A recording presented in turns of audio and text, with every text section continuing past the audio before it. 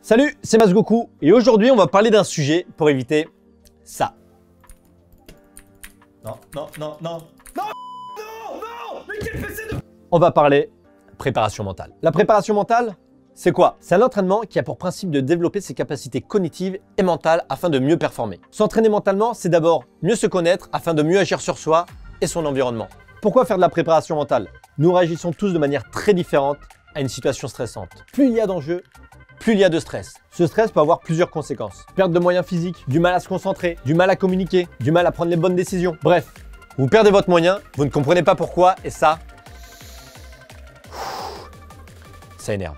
Quelles sont les étapes afin d'améliorer son mental?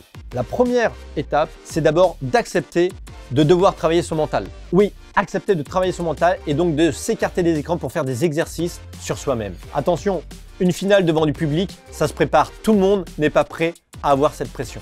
La deuxième étape est de créer une routine de travail, car il n'y a pas de progrès sans entraînement. Exemple, tous les matins au réveil, je fais 10 minutes de méditation. Ou bien, avant de dormir, je fais un petit peu de cohérence cardiaque. La troisième étape est de trouver le moyen d'entraînement. Pour cela, vous avez des professionnels, des préparateurs mentaux, mais également des psychologues du sport qui ont des spécialités et qui, à l'aide de leurs outils, vont trouver les conséquences de votre stress et ainsi travailler avec vous pour améliorer vos performances en jeu.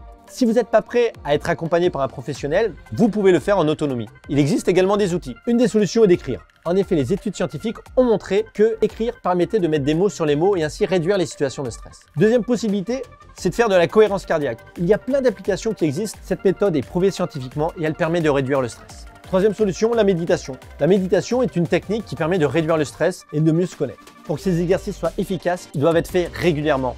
Instaurez donc une routine. Mettez-vous un planning et soyez vraiment rigoureux là-dessus. Il n'y a pas de progrès sans entraînement. Sur ce, good luck, have fun and keep calm.